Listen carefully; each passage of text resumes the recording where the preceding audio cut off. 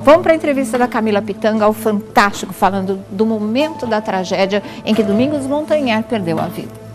Foi muito estranho, porque para mim o natural seria fazer isso. Com o braço, assim. Ele aparentava estar paralisado. Então eu voltei de novo. Peguei de novo no braço dele e vim puxando, ele não saía do lugar. E aí ele falava, eu não estou conseguindo. Cara, eu não estou conseguindo.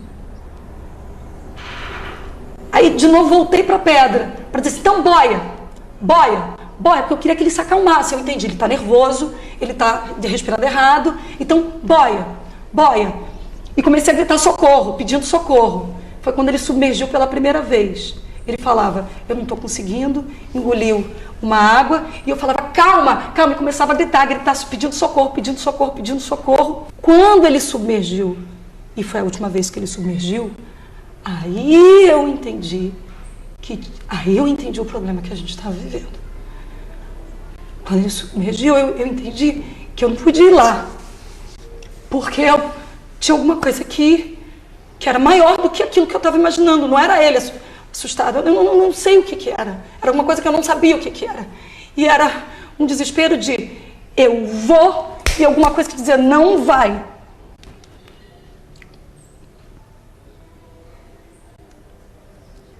E eu comecei a gritar, e eu me arranhava e me batia, e chamava, porque não tinha ninguém. Tinham 2 barcos naquela lateral, não tinha ninguém. E eu gritando, é grave, tem alguém ali dentro da água. E eu sabia que eu não podia ir.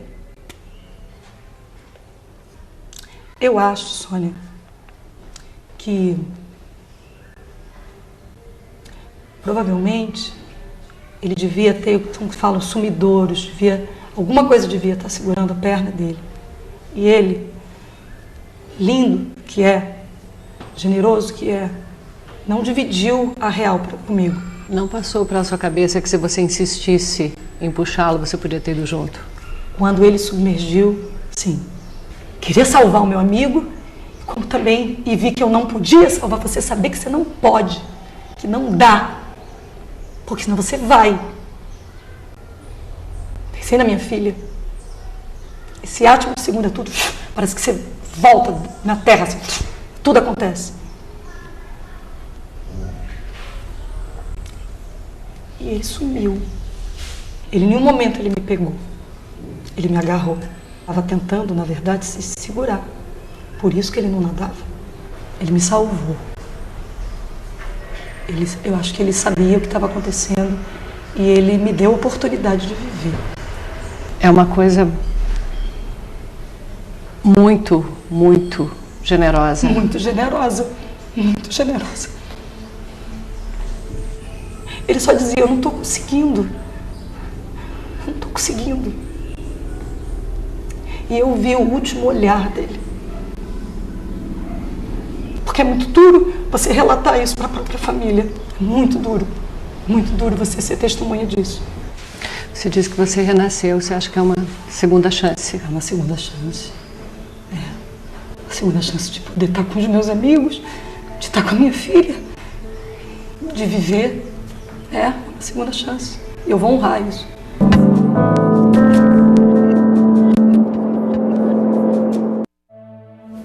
Bom, já a gente comenta tudo isso. Deixa eu voltar aqui. Vladimir Alves, sua opinião. O Thiago vai dar dele e depois eu falo para vocês o que eu acho disso tudo. Vamos lá. A parte que mais toca, que mais chama a atenção nesse depoimento da Camila Pitanga é justamente no momento em que ele não esboça a reação. Ela tenta ajudá-lo. Ela, segundo informações da própria Camila, ela foi até uma vez ao encontro dele. Olha, boia, tenta boiar, tenta nadar. E ele nada. Ela volta para mostrar, olha, aqui está seguro, podemos voltar para cá. Ela volta, ela fala que pegou na mão dele por 2 vezes. E você vê, ele foi correto até o último instante da vida. Por não deixar, porque ela falou que não tinha ninguém. 2 barcos e não tinha mais ninguém naquela imensidão de água. E aí ele não se desesperou, não deixou a Camila desesperada, claro, por conta da situação, mas não provocou mais ainda a situação para justamente poupá-la. Porque como é que a pessoa está lá, imóvel, até agora eu não entendi o porquê dele estar imobilizado dentro da água, quase que em choque, Mas você vê, até o fim da vida é tudo aquilo que as pessoas falam do Domingos, que era uma pessoa boníssima, correto, generosa, um grande homem, uma pessoa feliz, e que foi o que o Lucas Veloso falou hoje pela manhã, que ele era o palhaço, mas sem a lágrima no rosto. Ai, que lindo, e é verdade. Sabe que o pai da Camila Pitanga, o grande ator Antônio Pitanga, ele elogiou, não é, a nobreza do Domingos Montanher, mesmo diante da morte. E ele diz o seguinte: em um momento tão difícil, e você vê na morte a nobreza desse cara, ela estava, fala da filha da Camila, ela estava puxando ele, um cara de 1,90 m, pesando mais de 80 quilos numa correnteza. O grau de nobreza, de dignidade desse cara, que mesmo diante da morte decidiu não puxar a Camila, porque era ela quem estava puxando ele, era ela quem estava lutando contra a correnteza, e não passa pela minha cabeça porque ele não a puxou, ele não deu a mão para ela. A gente entende que o afogado sempre puxa o outro, e ele não fez isso, então ele salvou a minha filha. Tá aí o depoimento do Antônio Pitanga, o pai da Camila Pitanga. O que você acha? A mesma opinião do Vlad. Quando ela fala que ele não consegue se mexer, eu fiquei pensando, gente, será que ele não teve alguma congestão? Será que ele não teve algum problema que ele não conseguia se movimentar? O que aconteceu ali? O médico legista, né, de Aracaju descartou congestão, qualquer mal súbito. Aí vem a Fabi Linde no meu Instagram, no @ThiagoRochaBR, e fala assim, ó: Thiago, eles procuraram um lugar sossegado para nadar, para justamente não chamar atenção, mas por ironia do destino, na hora do desespero, não tinha ninguém para ajudar. E é a mais pura verdade, porque você procura um local afastado, você fala, olha, aqui a gente vai ficar tranquilo, a gente vai conseguir ficar em paz. Mas e na hora, se você precisar de ajuda, você vai pedir essa ajuda para quem? Sabe que eu tive pessoas também, isso pelo Twitter, não foi nem pelo Instagram, dizendo que algumas pessoas que passavam por ali naquela hora, e eram pouquíssimas, reconheceram a Camila, mas acharam que era gravação de cena da novela. Então, e não acharam que era uma coisa que estava acontecendo de vida real. É muito doido isso, né? Eu, particularmente, gente, acho que a entrevista da Rede Globo com a Camila foi muito prematura. Eu acho que ela não estava pronta ainda para poder falar nesse assunto, tanto que, cadê a foto? Ela desesperada em cima das fotos, quando alguns pescadores começaram a aparecer, alguns turistas, ela está com a mão na cabeça, essa é ela. Não sei se dá para ampliar, mas essa é ela com a mão na cabeça, não é? Ainda inconformada que ele tivesse sumido e não tivesse voltado à superfície de novo.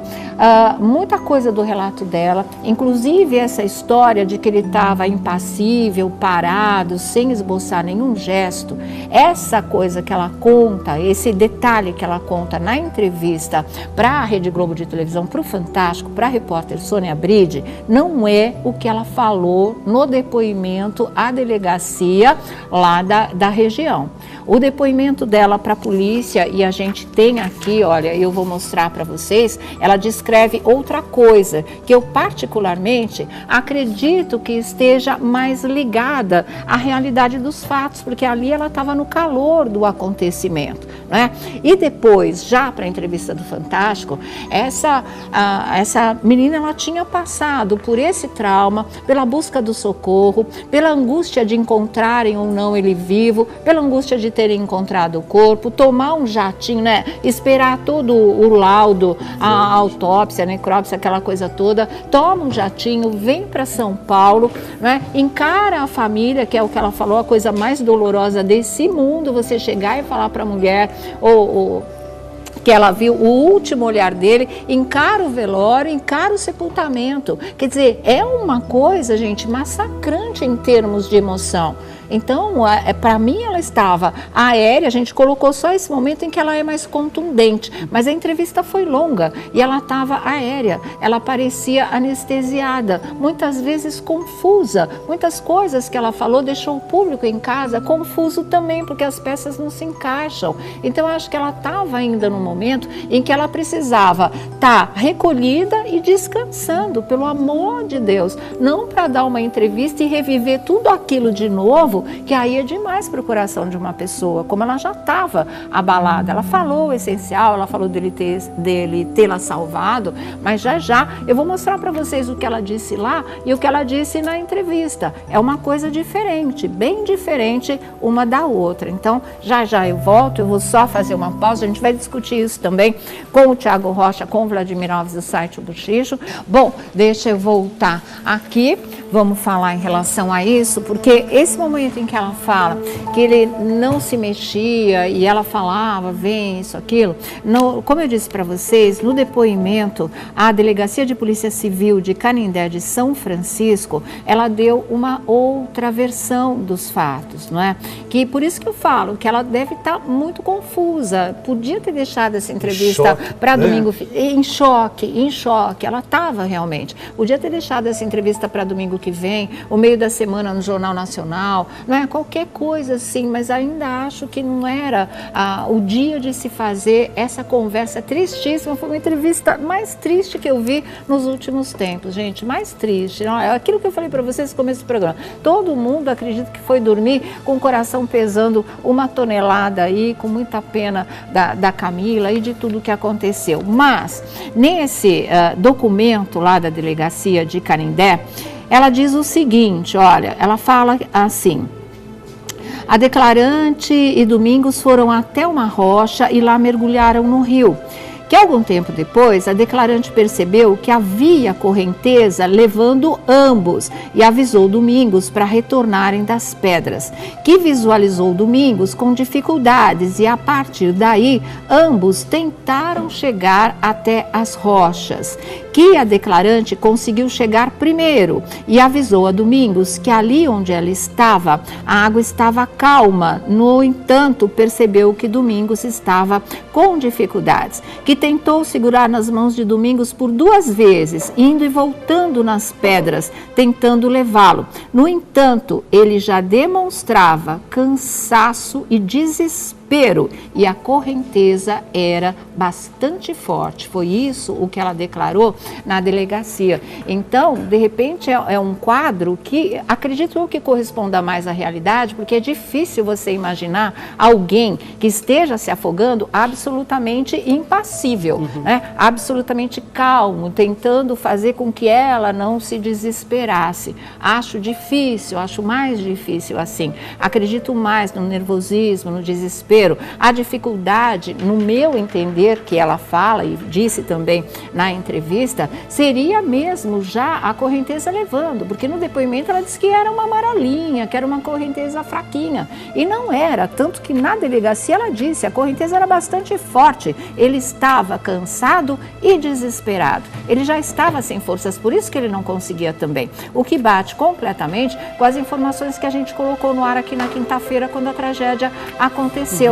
Não é? Que na delegacia, antes desse depoimento formal, ela teria dito que foi ele que a impulsionou para a superfície das águas, porque a correnteza estava realmente levando os dois. Com isso, ela conseguiu chegar primeiro à pedra, só que a correnteza, que já era forte, foi levando. Né? Os bombeiros acreditam que ele pegou um redemoinho realmente. E a gente conversou naquele mesmo dia com o Coronel Buriti, o chefe do grupamento dos bombeiros, que esteve naquele mesmo local, rastreando lá, e ele foi encontrado só 300 metros dali, preso nas pedras. E ele disse, olha, nós vamos fazer tudo, nós vamos encontrá-lo, isso deve acontecer hoje ainda, mas eu tenho que dizer, as probabilidades dele ser encontrado com vida, ou de alguém nessa circunstância ser encontrado com vida, é mínima, porque a correnteza é muito forte, porque existem os redemoinhos, porque existe o sumidouro, que são aqueles buracos no leito do rio, que eles sugam as pessoas, o que pode ter acontecido com ele. Então não era tão fácil ir e voltar como ela descreve na entrevista. Não era tão calma dessa maneira e aquela região nunca foi calma. A superfície da água sim, mas era só mergulhar ou botar o pé ali, já se sente a correnteza. Correnteza provocada pelas pedras no leito do rio. Então por isso que eu acho que foi tudo prematuro, porque ela conta uma coisa na delegacia, ela contou outra na entrevista do Fantástico. elástico, devido ao quê? Ao que o Tiago está falando, ao choque, ao estar anestesiada, ao estar confusa, ao estar exausta de ter vivido uma tragédia como essa, né? Daqui a pouquinho eu volto aqui.